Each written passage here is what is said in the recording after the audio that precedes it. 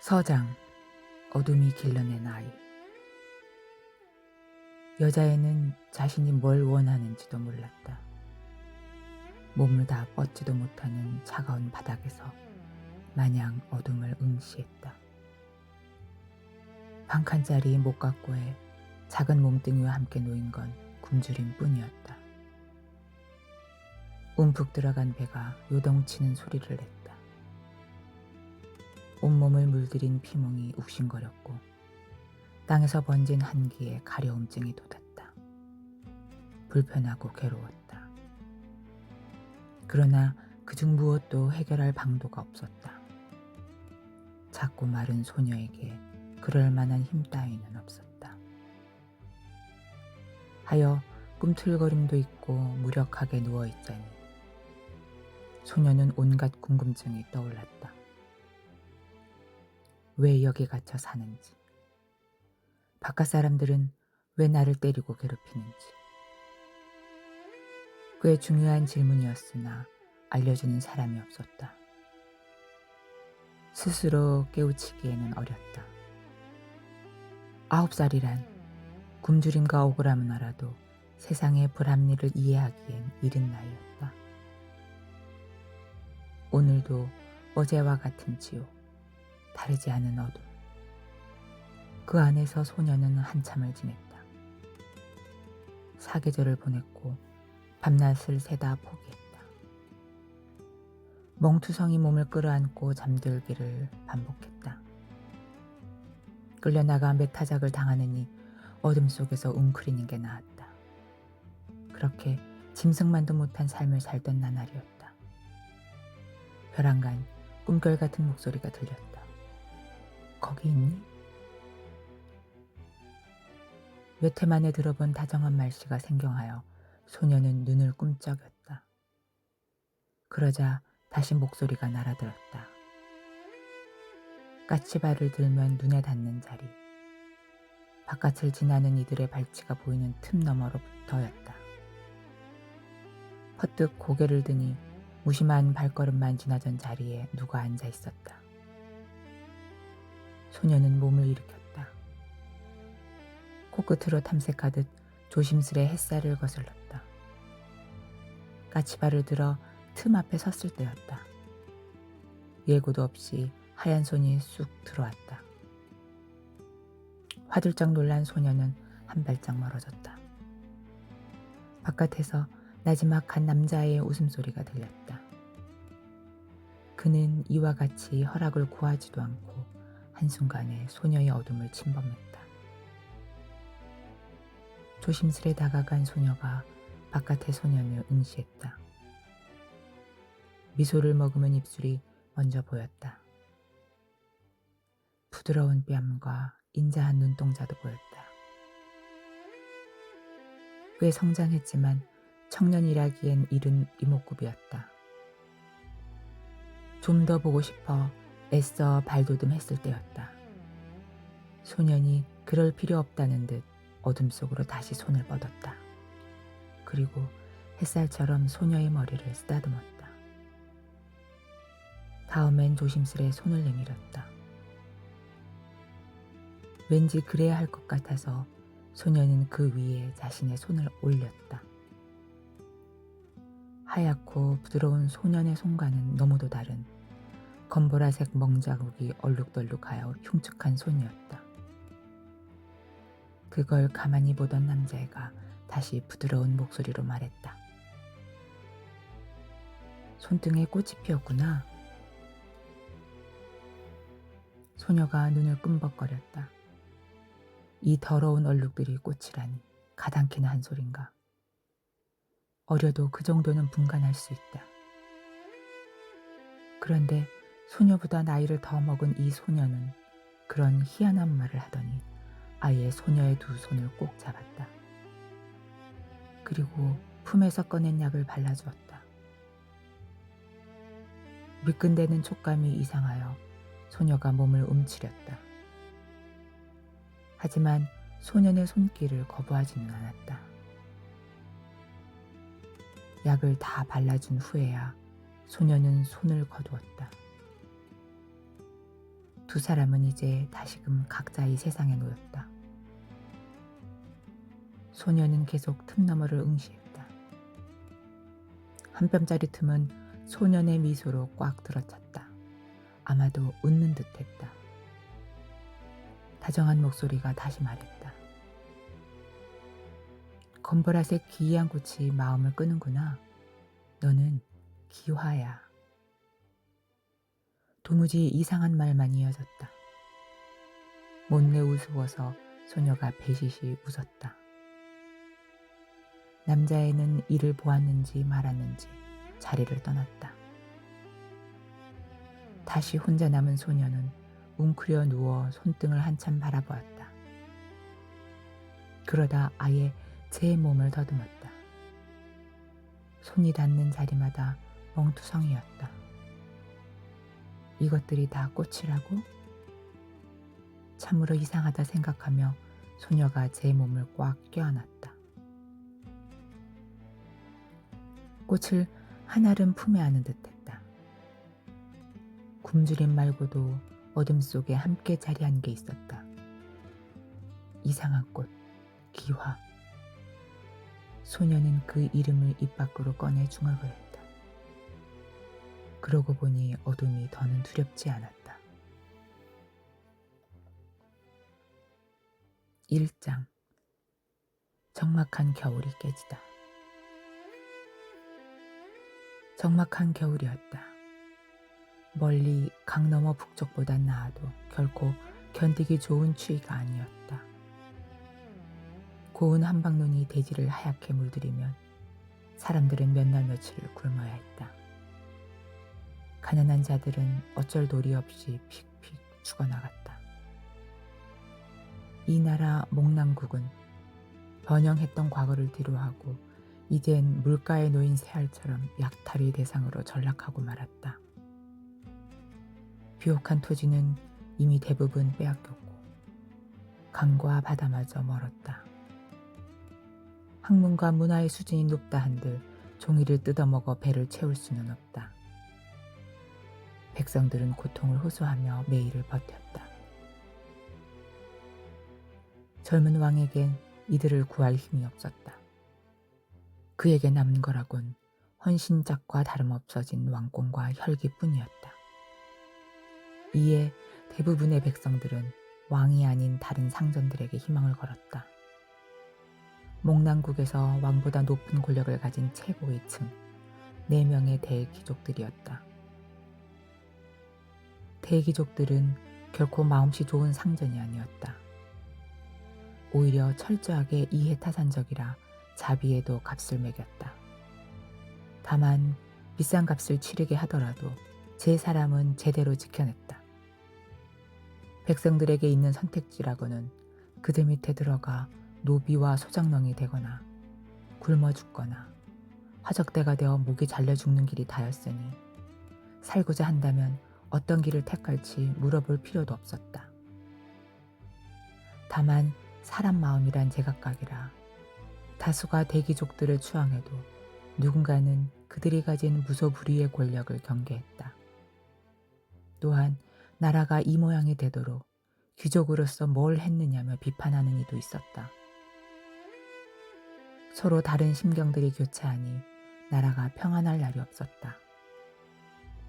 힘없는 백성들은 차라리 겨울의 적막이 달가웠다.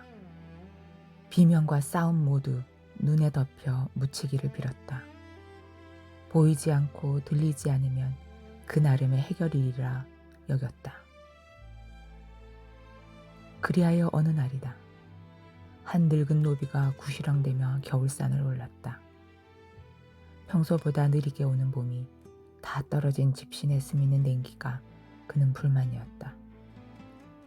무엇보다 이런 추운 날씨에 산으로 심부름을 시킨 주인에게 참 서운했다. 평소에도 까다롭기 그지없지만 겨울산을 올라 산수유를 따오라니 얼마나 입맛을 다셨기에 아침부터 소차를 남겼을까. 늙은 노비는 주인의 집요함에 고개를 설레설레 저었다. 그리고 산을 오르는 내내 투덜거림을 멈추지 않았다. 그리 먹고 싶었으면 산으로 외출하시지. 새벽부터 어디를 쏘다니시는지. 새순물 받기도 전에 방을 비웠다던데 어찌 서찰 남길 시간은 있었나? 보나마나 들판으로 사냥 가셨겠지. 토끼도 잡고 알아서 산수유도 따먹으면 좀 좋아. 누가 보는 앞에서는 꺼내지 못할 불경한 말을 한참 내뱉었더니 마음이 조금 풀리는 것 같았다. 모든 험담을 하얗고 두터운 눈밭에 묻어두고 그는 경쾌한 발걸음으로 마저 움직였다. 늙은 노비의 주인 도하는 4명의 대귀족 중 하나였다. 그는 원체 담이 작고 쪼잔하여 대귀족 중에서도 새가 약했다. 물론 일반 귀족이 비하자면 대단한 권력가에 끌어모은 재산만 따지면 목랑국에서 으뜸이었다. 욕심 많고 셈이 뛰어난 덕에 그는 온갖 장사로 큰 돈을 벌었다. 그 돈으로 논밭을 사고 그 땅을 빌려주어 비싼 대금을 거두었다. 또한 투기와 협작에 뛰어나 남의 것을 무탈하게 빼앗는 재주가 있었다. 그리하여 3대는 먹여 살리고도 재산이 남을 지경에 이르자 사람들은 도한이 저토록 독하게 모은 돈을 어디에 쓰나 궁금해했다. 아쉽게도 툭 튀어나온 뱃살 외에는 짐작가는 바가 없었다. 그러나 저러나 늙은 노비에게는 상관없는 일이었다. 그는 바위에 쌓인 눈을 탈탈 털고는 그 위에 찰싹 몸을 붙였다. 제 키의 2배쯤 되는 이 바위만 넘으면 산수유가 열리는 언덕이었다. 주름이 자글자글한 손이 바위 뿌리를 꽉 붙잡았다. 얼른 일을 마치고 돌아가 뜨끈한 숭늉 한 사발 들이켤 생각만 들었다. 세상 꼴이 어떻게 돌아가든 무슨 상관이람? 모르게 지내는 게 오래 살기엔 퍽 좋다. 늙은 노비는 제 나이를 항상 자랑거리로 여겼다. 이 나이 먹도록 별꼴 안 보고 별일에 안 엮이는 게 어디 쉬운 줄 알아? 그는 항상 어린 식솔들에게 그리 말했다. 한치의 부끄러움도 없었다. 앞으로도 꼭 그러리라 생각하며 늙은 노비는 험한 바윗돌을 마저 올랐다. 그러자 새하얀 눈밭이 펼쳐졌다. 노루가 자주 뛰어노는 사람의 발길은 드문 자리였다. 그런데 화선지처럼 새하얀 눈밭 한가운데 이질적인 무언가가 놓여 있었다. 미인의 피부에 찍힌 붉은 점 혹은 때 이르게 추락한 동백 꽃봉오리 같은 것. 주변을 둘러싼 산수위보다 붉고 선명한 빛에 늙은 노비는 눈을 비비고 다시 확인했다. 그리고 주저하는 걸음으로 다가섰다. 무난하게 긴 생에서 그는 처음으로 기이한 광경을 맞닥뜨리고야 말았다. 화창한 햇볕에 한층 창백해진 눈밭 가운데 사람이 누워 있었다. 태어났을 적과 같은 알몸뚱이였다. 또한 공손한 태도로 2 손을 모아 가슴에 올려두었는데 노비가 본 붉은 빛은 그의 손에 들린 매화와 목에 흘러내린 피였다. 칼에 베인 목의 상처는 척 봐도 깊었다. 사인이 명백했다. 참혹한 핏빛이 민둥민둥한 피부와 이불 위에 누운 듯 편안한 표정에 대비되어 기이했다. 그래도 다른 사람이었다면 노비는 그냥 지나쳤을지도 몰랐다. 그대로 집에 돌아가 별 희한한 일이 다 있었구나 하고 잠자리에 누울 즈음 떠올렸을 터다. 허나 늙은 노비는 나이에 비해 좋은 눈으로 망자의 낯을 얼추 알아보았다. 그는 무릎을 벌벌 떨며 한 발짝 더 다가섰다. 자신의 추측에 맞았다는 사실을 깨닫고 결국 비명을 질렀다. 눈밭에 누운 시체는 노비가 10수년 모신 도한 어르신이었다. 금실로 짠 옷도 은과 유리 장신구도 비단신도 없이 그는 알몸으로 눈 위에 누워 있었다. 늙은 노비는 살던 중에 가장 크고 요란한 소리를 질러대어 겨울의 고요를 깼다. 비 오는 날엔 폭죽 소리가 멀리까지 퍼지듯 흉흉한 시기에는 소문이 빠르게 번지는 법이다. 도한의 기이한 죽음은 나흘도 안 되어 도성 구석구석까지 전해졌다. 도한 어르신은 어쩌다 그리 험한 꼴로 가셨을까? 누가 어떤 연유로 그랬을까? 이 기이한 살인극은 끝인가 과정인가? 사람들은 여러 궁금증을 내비쳤다. 왕과 귀족들이 입단속을 시켰으나 잡스러운 입방아는 멈출 줄을 몰랐다. 대귀족들 또한 나서지 않을 수 없었다. 감히 목난국의 최고 권력자들 중 하나를 살해하다니 가당키나 한 일인가?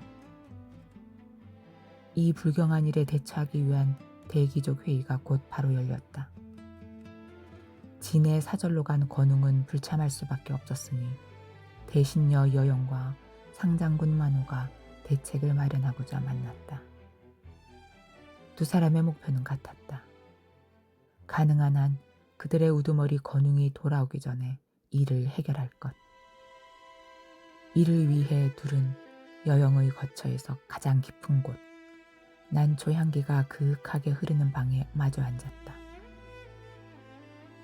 한담도 없이 집주인 여영이 먼저 입을 열었다. 찾아내어 사납게 죽여야겠지요. 사지를 뜯거나 도끼질 해서요. 끓는 기름을 붓거나 산채로 솥에 넣어도 좋겠고요. 그리고 성문 앞에 걸어 본보기로 두어요. 그래야 우리의 권위가 사니까요. 단아한 차림새와 맞지 않게 무자비한 말씨였다. 검은 실로 수놓인 그녀의 새하얀 대신여복은 일견 청초하였으나 짙은 화장과 큼지막한 장신구가 강렬한 존재감을 드러내었다. 눈빛은 뾰족하게 세운 가시 같고 도톰한 입술은 오디즙을 머금은 듯 색이 진했다. 그녀는 분명 아름다운데도 어쩐지 곁에 있기 힘든 사람이었다. 사람의 성품이란 향기와 같아서 잔혹한 피비린내가 배어나오기 때문이리라. 고운 눈썹을 파르르 떨며 분노하는 여영과 달리 만호는 묵묵했다. 두 사람은 사실 몹시도 어울리지 않는 조합이었다. 거암석 같은 만호에 비하면 여영은 앙칼진 하룻강아지쯤 될까. 곰처럼 거대한 체구를 가진 그는 30년 넘게 군사들을 이끌고 전장을 누빈 노장이었다. 이순이 넘으면 귀가 순해진다지만 만호는 여전히 감각이 예민했다. 길게 자란 수염이 하얗게 다 새어버렸어도 눈과 귀가 밝았다. 여전히 피 튀기는 전장 한가운데 선 장수 같았다. 어쩌면 너무 많은 죽음과 피를 본 나머지 그 감각이 지워지지 않는 걸지도 몰랐다. 다만 그 예의리함을 결코 드러내지 않는 건 그가 젊은 시절부터 익힌 조심성이었다. 만호가 점잖게 술잔을 소반에 내려놓으며 말했다. 죽은 모양새가 기이했다더군. 눈밭에 맨몽뚱이로 누워 있었다지요? 가지런히 모은 손에는 매화 꽃가지와 서찰이 들려 있었답디다. 대귀족의 몸에 손을 댄 걸로도 모자라서 그런 모욕이라니. 도한이 어찌 눈을 감겠습니까? 여영의 분기에 찬 말에 만호는 가만히 수염을 쓸었다. 매화와 서찰이라. 살수가 존경과 경애의 뜻으로 남기진 않았을 테니 조롱에 가깝긴 할 테다. 만호가 다시 물었다. 서찰은 읽어보았나? 예, 전해드린 내용 그대로입니다. 가져왔으니 직접 보시지요. 손바닥보다 조금 큰 너비의 서찰에는 약간의 핏자국이 남아있었다. 아마 도한의 것일 테지.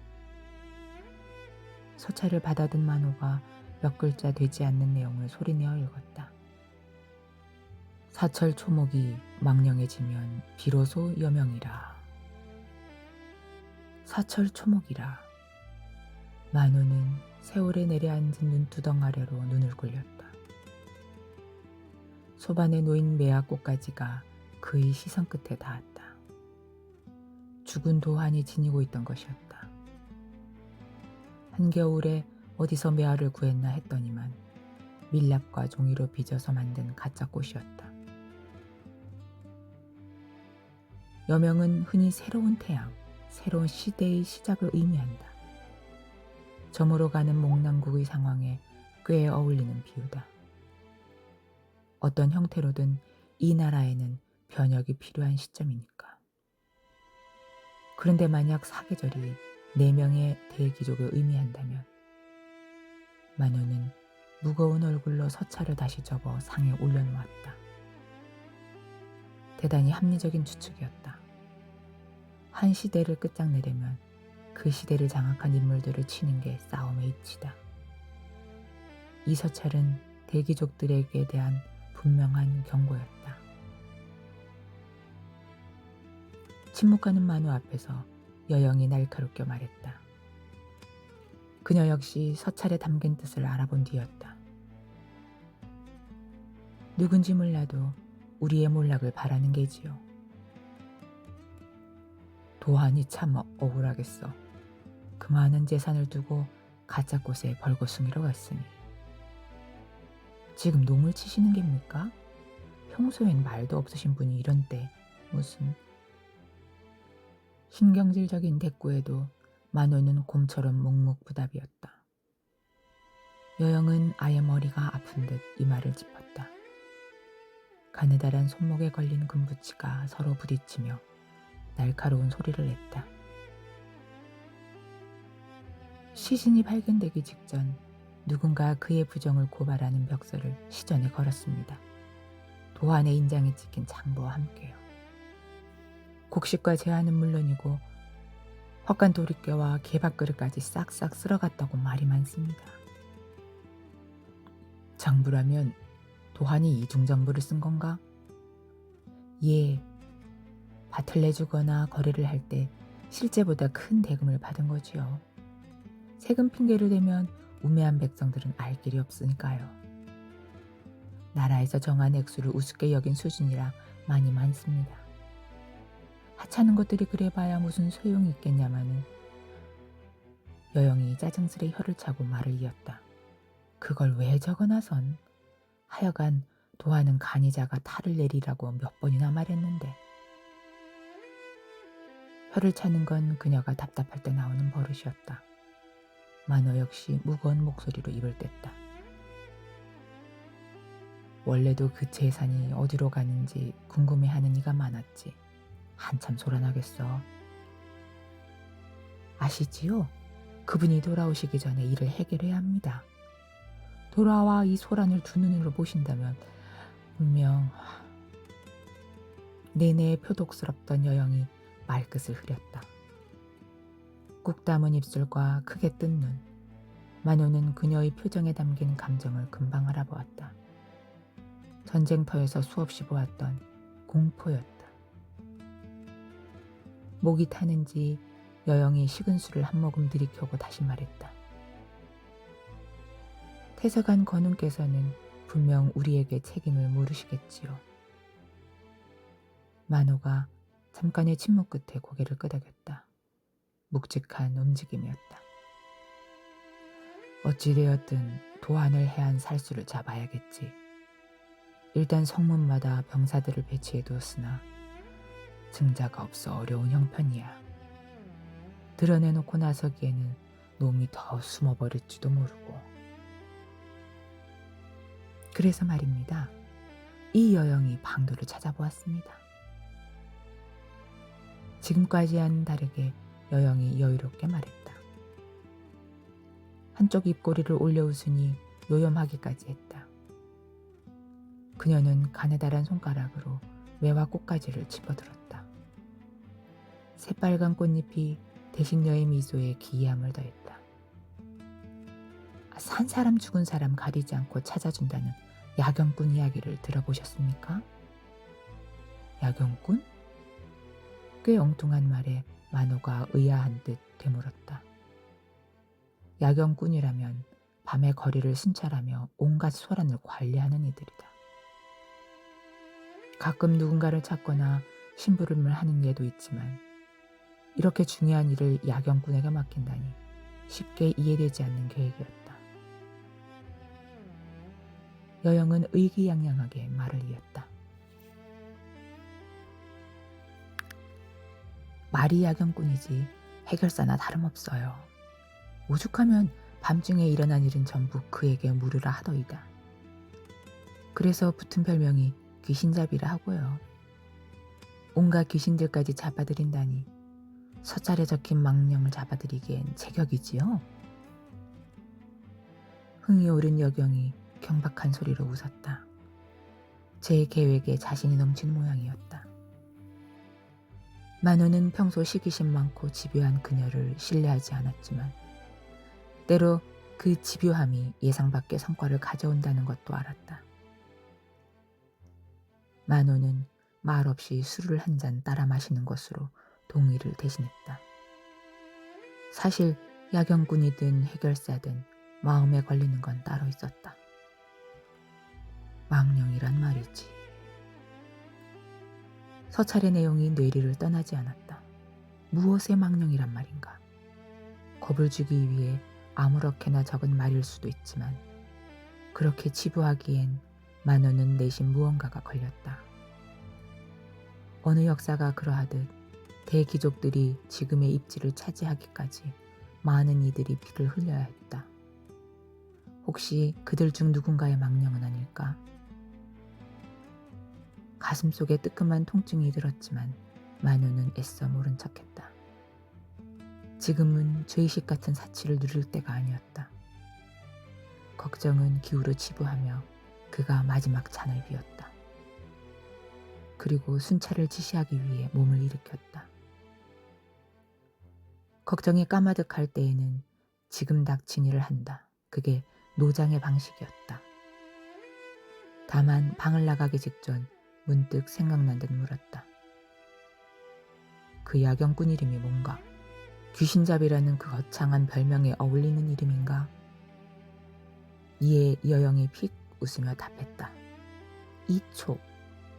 진명인 줄은 모르겠으나 다들 그를 이초라 부른다 하더이다. 목난국은 예로부터 지혜와 덕을 숭상했으니 백성들 또한 그랬다. 떠돌이 개나 바가지를 두들기는 거렁뱅이도 함부로 소란 떠는 법이 없었다. 하물며 투전꾼들까지 그러하니 한낮부터 기방에서 벌어진 투전판엔 눈알 굴러가는 소리만 들렸다. 그런데 6명의 사람들이 패를 들고 나누는 시선이 심상치 않았다. 순서대로 옆 사람의 패를 뽑아 손에 승 3개만 남으면 이기는 싸움이다. 승자는 단 한 사람. 그가 이 판에 걸린 돈을 모두 취하여 흐뭇한 밤을 보낼 것이다.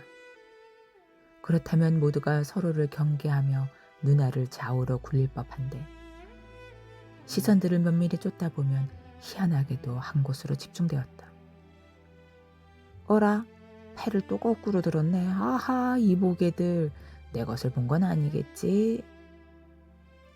여기 이 이목구비 훤칠한 얼뜨기는 대귀족들 다음 가는 세력가 유씨 가문 현림의 동남이자 이름은 성현이시다. 호랑이 밑에서 개가 태어나라 법 없다지만 이 도련님은 해내고야 말았다.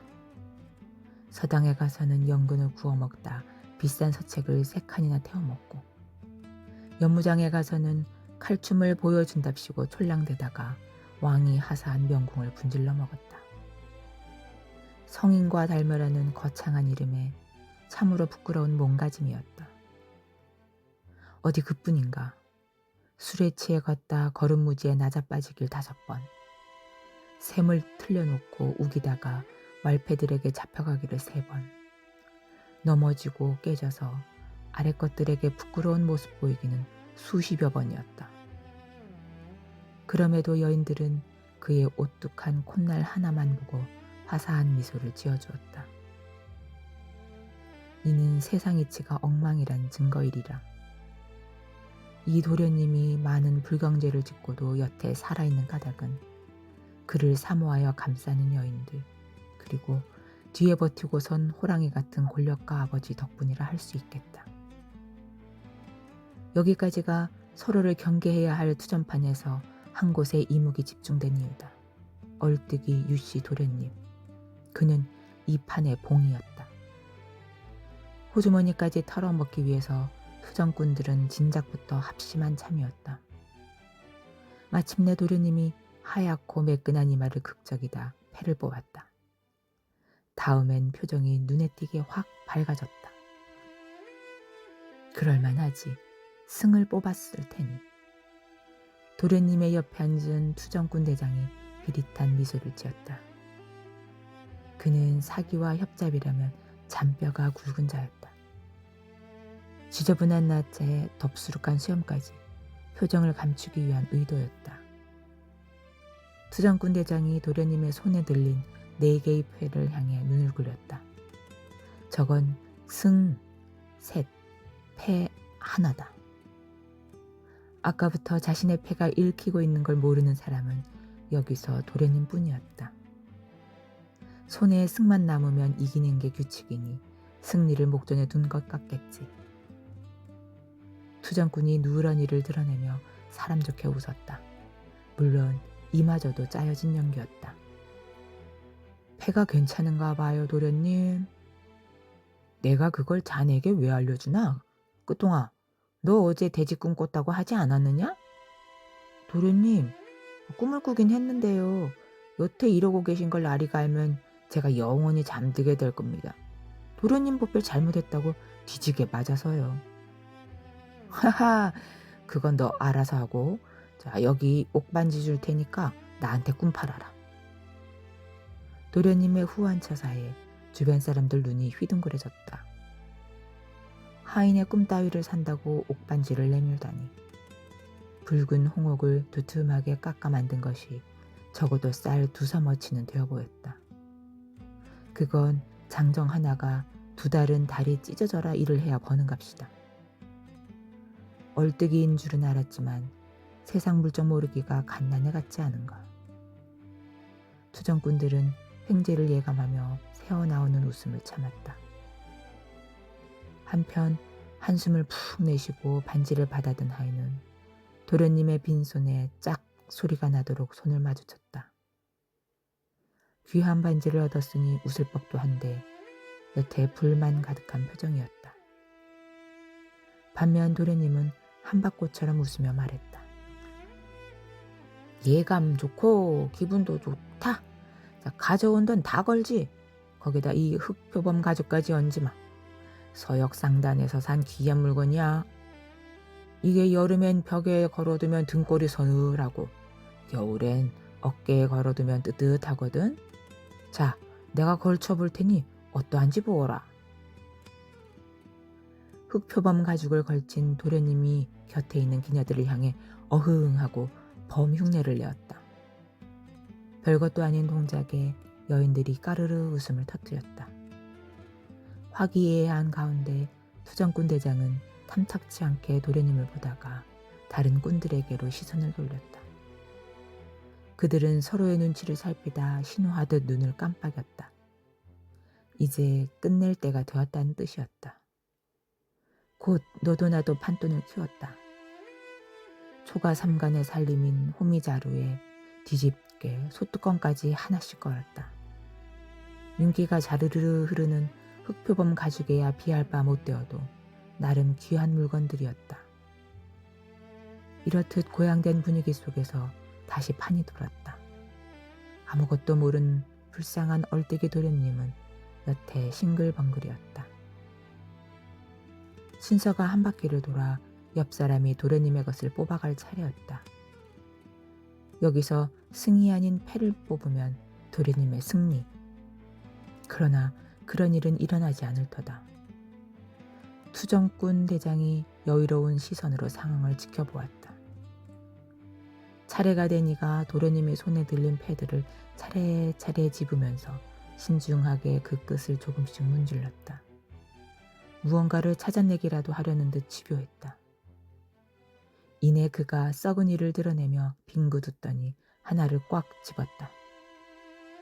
그러자 도련님의 표정이 눈에 띄게 굳었다. 그 모습에 자리의 모든 투정꾼들이 기뻐했다. 이빨을 뽑듯 패를 쑥 뽑아낸 투정꾼이 비식비식 웃었다. 볼 필요도 없이 승리다. 도련님의 패를 알아볼 수 있게 다 조치해둔 뒤였다. 도련님은 까막눈이고 이 몸은 천리안이란 말씀이다. 대장에게 흑표범 가죽을 제 몫으로 달라고 할까 생각하며 그가 의기양양하게 나무패를 까보았다. 적힌 글자는 패였다. 그렇다는 건? 투정꾼이 화들짝 놀라 떨리는 시선을 들자 여유롭게 웃는 도련님과 눈이 마주쳤다. 그 표정이 마치 모든 걸 예측하고 제 손안에 둔 부처와 같았다. 약간의 공포감마저 드는 찰나에 도련님이 입을 열었다. 승만 셋 남았어. 나의 승리군. 투정꾼들은 너무 놀라 입만 벙긋거렸다. 도련님의 승리라고? 그럴 리가. 상에 3개의 승패가 펼쳐지고 나서야 그들은 현실을 자각했다. 도련님의 재산과 표범 가죽은커녕 초가삼간 호미자루에 뒤집개 소뚜껑까지 전부 잃게 생겼구나. 이내 투정꾼 대장이 자리를 박차고 일어서며 말했다. 속임수를 쓴 거 아닙니까? 속임수? 무슨 속임수? 눈을 동그랗게 뜬 도련님이 전혀 모르겠다는 듯 되물었다. 차마 도련님의 패가 뭔지 내가 다 아는데 어떻게 바꿔치기 했습니까? 하고 물을 수 없어 대장이 입술을 깨물었다. 돌아오는 답이 없자 도련님은 사람 좋게 웃으며 말했다. 하하, 판돈은 내가 이 챙겨감세. 소뚜껑은 곧 하인을 보내 가져가지. 그동안 거기다 고기나 구워 먹자꾸나. 내 꿈덕에 이겼으니 이 정도는 해야지. 아야, 맛이 기가 막히겠는걸. 어서 나갈 채비나 하세요. 고기가 아니라 제 애간장부터 다 타겠습니다. 판돈을 주머니에 쓸어 담고서 도련님은 자리를 떠났다. 기녀들에게 손인사를 건네는 일도 잊지 않았다. 덩그러니 남은 투정꾼들은 서로를 탓하며 싸움을 벌였다. 대체 어찌된 영문일까? 투정꾼 대장이 상에 놓인 패를 거칠게 집어들어 살펴보았다. 번들대는 눈을 하고 앞뒤로 한참을 뜯어보았지만 이렇다 할 구석이 없었다. 결국 패를 내팽개친 그가 상위를 쓸어버리며 분노에 찬 괴성을 질렀다. 마을을 넘어갈 여비조차 다 털려 화가 날 만도 했다. 그는 아무것도 남지 않은 상을 꽉 붙잡고 두 눈을 번득였다. 그리고 투정군으로서 가슴에 새긴 말을 중얼거렸다. 끝내기 전까지는 끝난 게 아니다. 아직 밤이 한창이었다.